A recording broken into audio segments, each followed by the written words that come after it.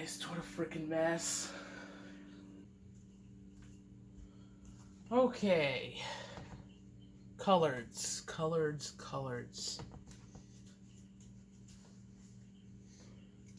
How to do the coloreds.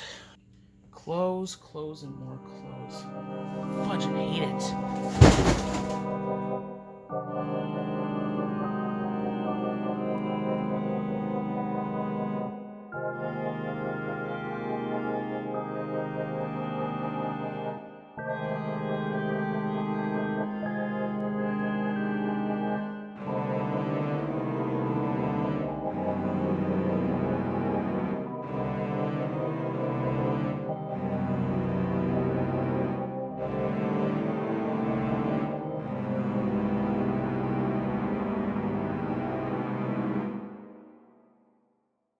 Well, I wasn't expecting to actually have to make a video on these books, let alone ever see them again.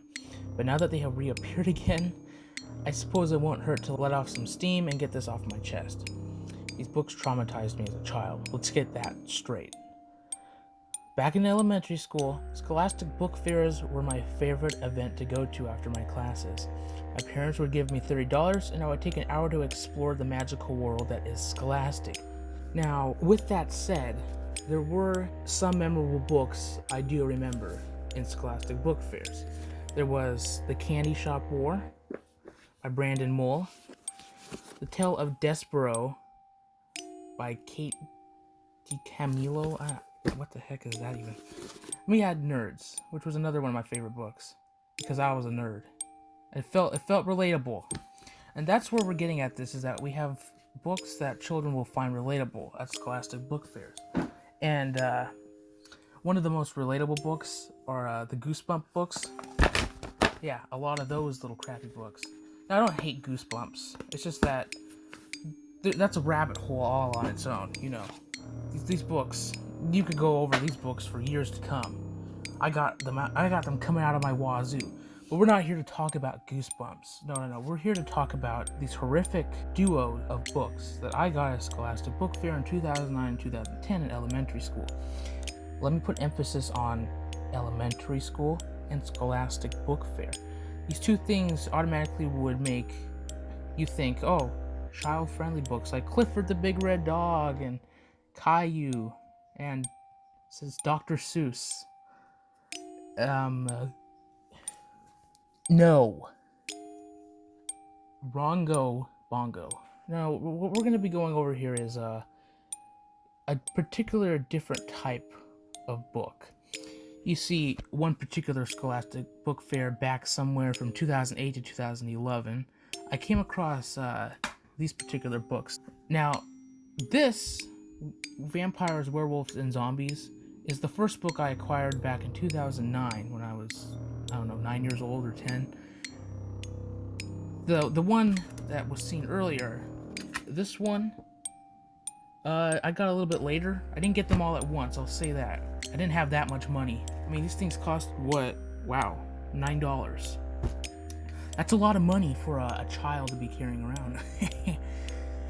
Anyway, when I came across these books, the first thing that comes to any child's mind is, I gotta read this. Because, things like this is what interests young little boys and girls, right? Well, you'd be right. So, after acquiring this book first, and since that's the case, I'm going to go over this book first before we go over the other one in this episode of childhood trauma, as I think I'm going to call it that. Now, we're going to call this book VWZ because I'm not going to keep on saying Vampires, Werewolves, and Zombies because that's a mouthful. So, from now on, it's VWZ. So, the VWZ caught me off guard that day. It was the first time in my prepubescent life that I could have a book that was a collection of bios for monsters. I mean, it's kind of like getting like one of those like big old giant encyclopedias, except one that actually is interesting to freaking children. Like, wow, an encyclopedia of every known candy in the world? I gots to have that. No, you don't, little Timmy. You don't need a book about encyclopedia of candies because you're never going to ever encounter every single candy in the world. Now, I was not familiar with every monster in this book since I was probably 8 or 9. So before I bought the book, I curiously took a peek in the book. That was another common thing in Scholastic book fairs, is that just like going to any kind of bookstore, period, especially for children, because it's like the most obvious thing. You're gonna want to open up the book and read it. So you open up the book and you read it. Now you would think that as a child I'd probably only read I would skim through it actually. No, I just read through the first couple of pages, which showed some pretty common ones. Let's go over a couple. We got Bram Stoker's Dracula, Lord Ruthven, Carmilla. So the only one here that's actually familiar in the beginning when I first opened it was, of course, Bram Stoker's Dracula. Of course, I don't know who the hell Bram Stoker was at the time, but I definitely knew who Dracula was. Anyway, I bought the book because I was a stupid little kid. Unfortunately, I should have been more curious like my good old buddy, Curious George, the monkey. It's like I was dumber than a monkey. So I bought the book. The very first thing I did was what I said earlier, I read it. And don't get me wrong here, I was a very stupid and retarded child back then. Take that back, I'm still retarded. But, like any child, the pictures were probably what made me want to buy it, and that's another thing about these books. By the way, these are both written by completely different authors and illustrated by completely different people, but I think they were published by the same people. Well, by Scholastic. I take that back. Scholastic published it. That's probably why. So they asked them to do it in the same format. But the illustrations in this book, as you'll be seeing, are a lot more better than they actually probably look. They're so well done that you'd have a freaking baby looking at these things without any, without thinking of any possible repercussions. Like, uh-oh, little Jimmy just saw a woman with blood coming out of her eyes. Nothing to worry about there. Oh, sweet Robert, you poor stupid boy. So here's where things get real spoopy, though. Now, the book that, VWC has all these scary and wacky creatures from fiction and lore. Now, I know that these monsters, as far as I know from, history and movies, what I do know is that monsters were originally created to scare young children and adults sometimes into submission. And by that I mean, it's kind of like how in M. Night Shyamalan's The Village, where the townspeople kind of dressed up as monsters to keep their people in the town. Well, that's basically why monsters were made, to keep people from being too curious. The monsters that are in this book vary from very different types of scare factor, I'll say. Nowadays, the things in this book aren't scary to me. Well, except for one thing, which we'll get into. It still traumatizes me today. But as a child, they didn't scare me right away. They made me curious, which is why eventually, as I got deeper into the book, it just got worse and worse. So I kept on going and going and going. Then we see this abomination for the first time. Yeah, that thing right there. And I shut the book and cry in a corner, and that's the end. That's the end. End of the story. Why are you still here? Well, of course, it's not. That's not the end.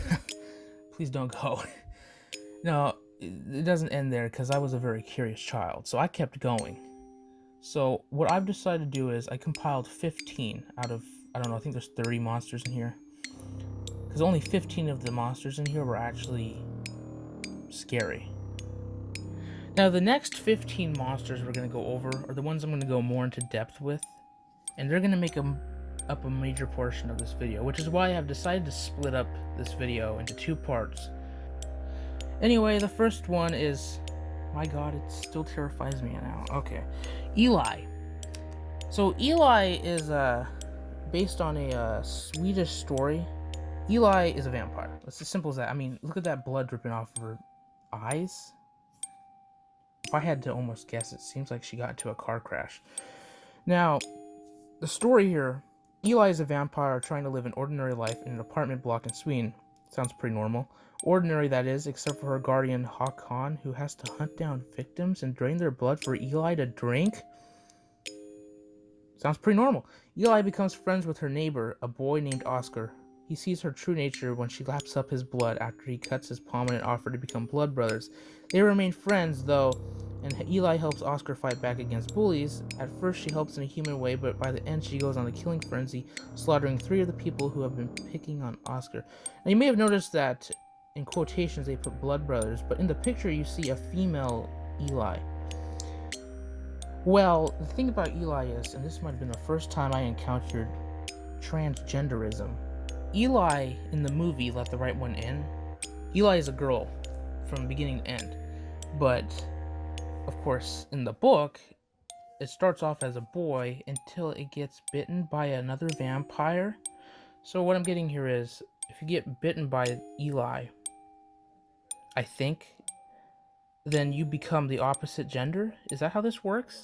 What scared me about Eli, and Eli, by the way, the reason why she's like the first one on the list is because she's also the least scariest, but what scares me still is the fact that someone would allow this much blood on an, on an illustration that a child would see.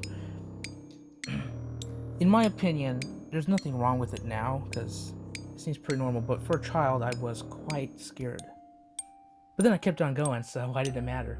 Now, the next monster we have is the Infected, which is actually pretty much like a large group, kind of like Night of the Living Dead. So the Infected are from I Am Legend, or actually originally from the Last Man on Earth book, aka also, which was made into a movie called The Omega Man, but then Will Smith acted in the remake in the 2007 movie I Am Legend.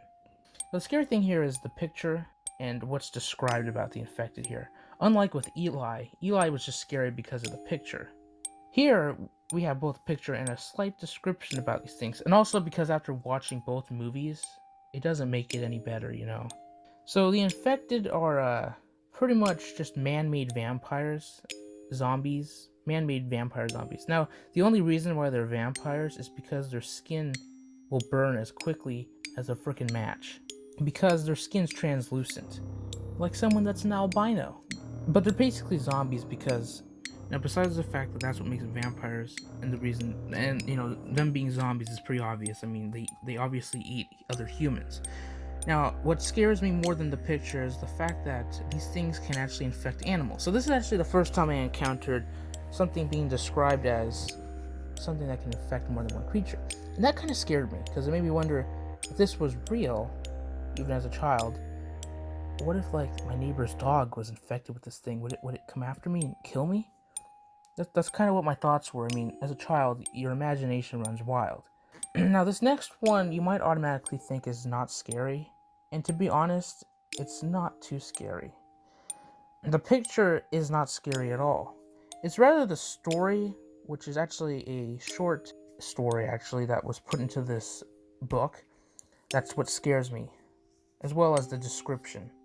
In the description, it says, when the men are captivated by their dance and usually exhausted or entranced to fight back, the women pounce on them and feast on their blood, just like any vampire would, and then suck them dry and leave them for dead. Now, a bobbin Sith, I think that's how you say it, they fear iron. Yeah, they fear iron. I would think they would fear silver, because that's a vampire fear thing. But no, but that's not what scared me. Not completely. It's reading this story, so let me get here real carefully here. Maybe do a little bit of ASMR here. 4 men were traveling through the forest and stopped for the night in a clearing. They played music and danced, and one of the men wished that he had a female partner to dance with. 4 beautiful women suddenly appeared. 3 of them danced with the travelers, while the 4th stood with the musician. It was this man who noticed blood streaming from his friends. He ran and hid in their circle of horses. It was the horseshoes that protected him from the Balban Sith until morning. Accompany the story with a child with, once again, a ludicrously wild imagination.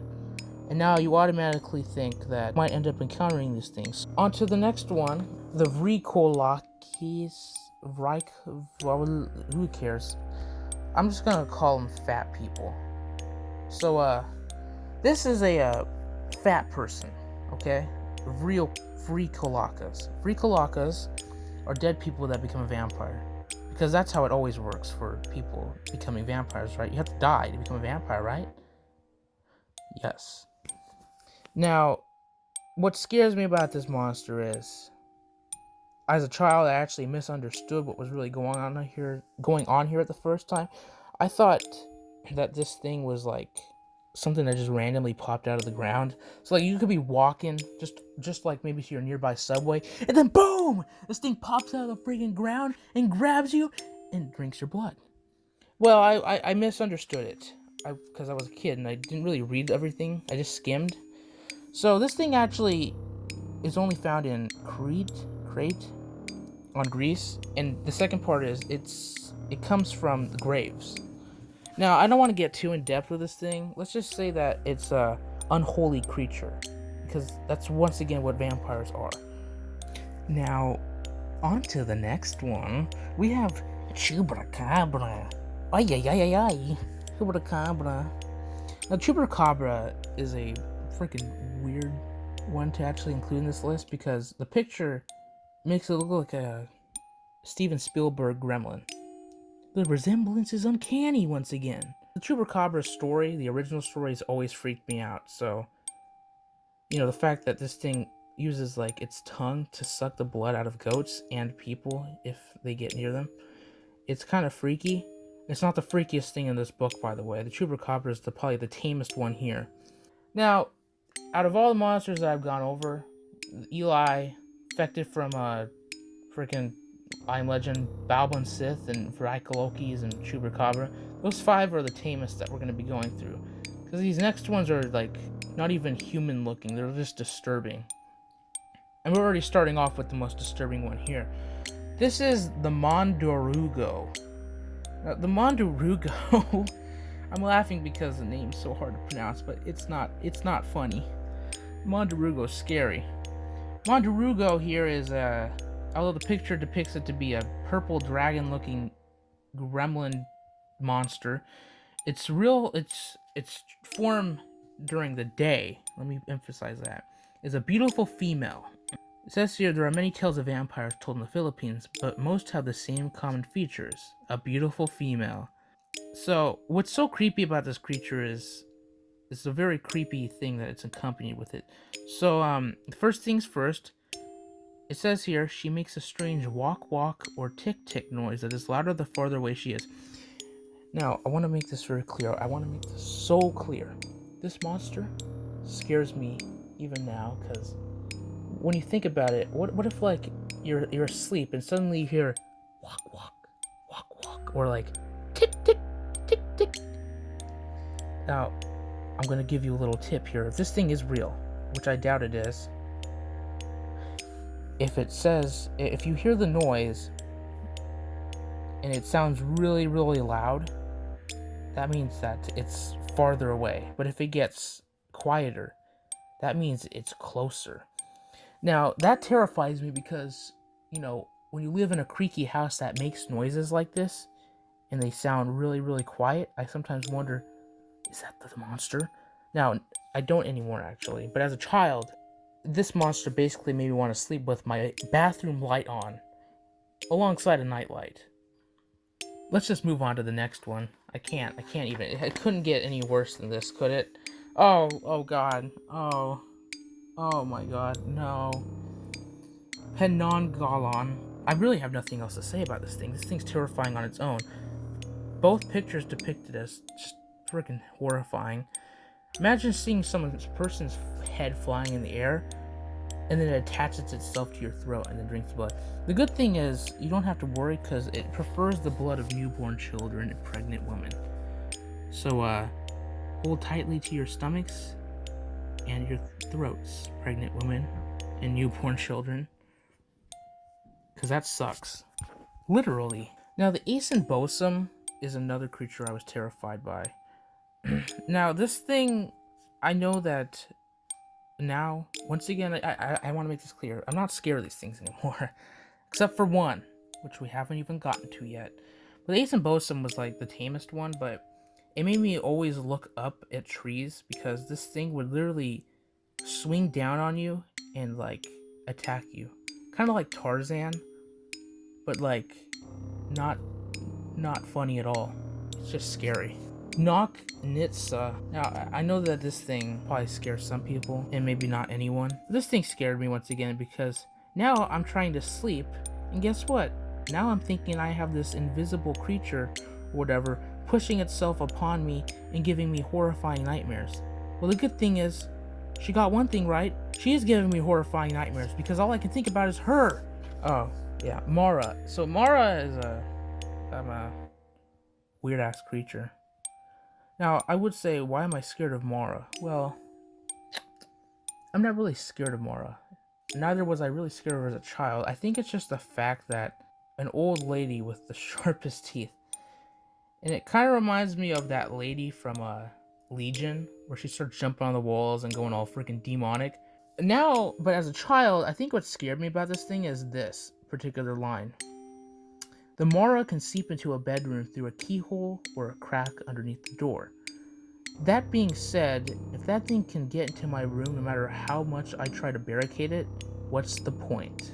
Then we have the most commonly well-known monster, the Banshee. Now the Banshee has been known to be an old lady, but first things first, it doesn't really matter because the one most iconic thing about the Banshee is its scream. Now the Banshee will wail, and when you hear this wail, it means you're gonna die. So let that be known when you hear a horrifying scream that sounds both inhuman yet also slightly human. Next one is Yama-Uba. Now Yama-Uba to me isn't that scary anymore. What is scary about it was as a child, I would always look at old people for a long time and kind of wonder, is she gonna grab me with her hair, mommy? So put that in mind when you see this thing, and then you go and you look at old people, like an old woman, and go, well, crap. Better stay away from her. I don't want her grabbing me, and then eating me. Not that Hansel and Gretel story made it any better. Now, as for this one, the Rokoru Rukubi, I don't really need to say anything about this one either because it's just terrifying on its own. Although I will say, nowadays, as an adult, as a strong adult, this thing ain't scary. Now as for this next one, the Yarama Yahoo, you know, as a child, it made me laugh, and then it also made me scared.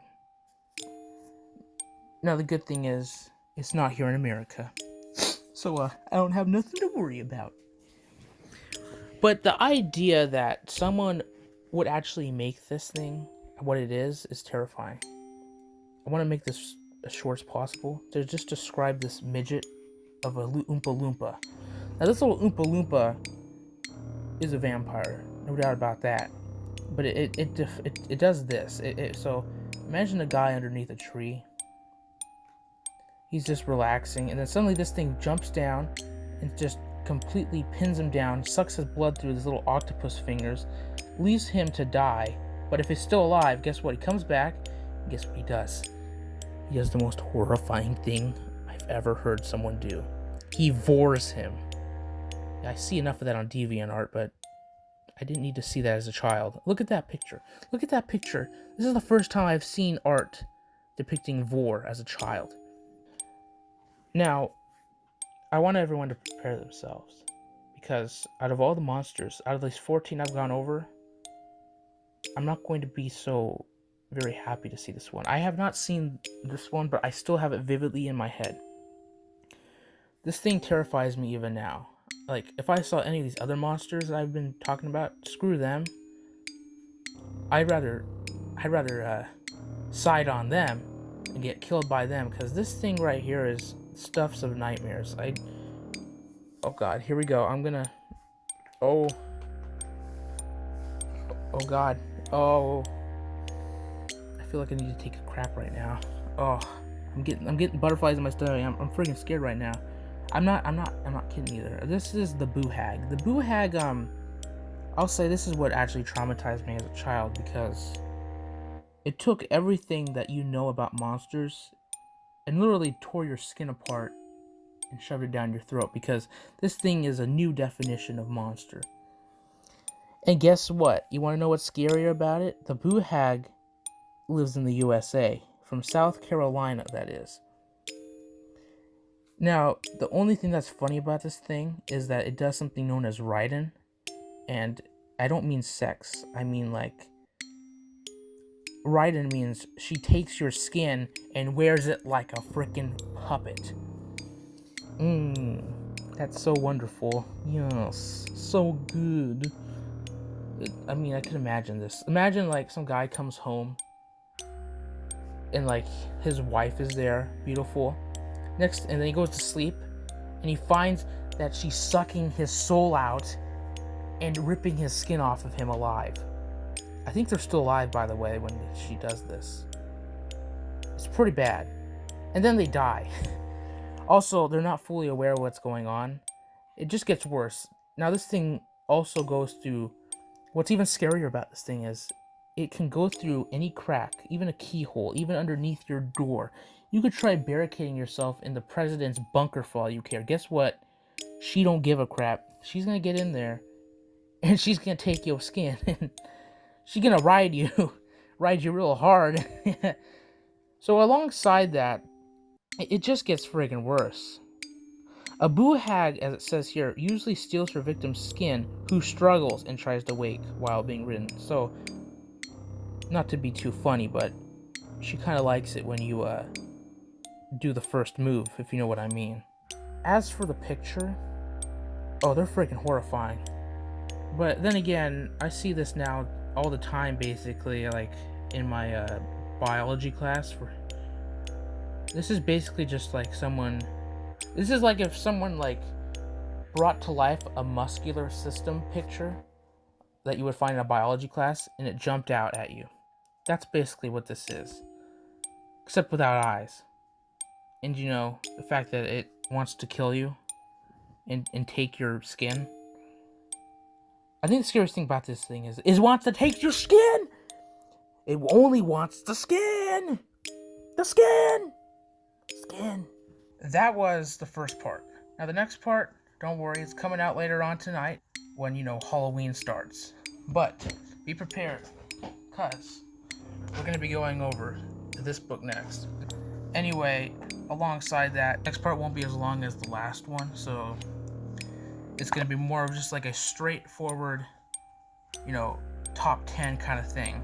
And while this one that you just finished watching was more of a commentary-based one.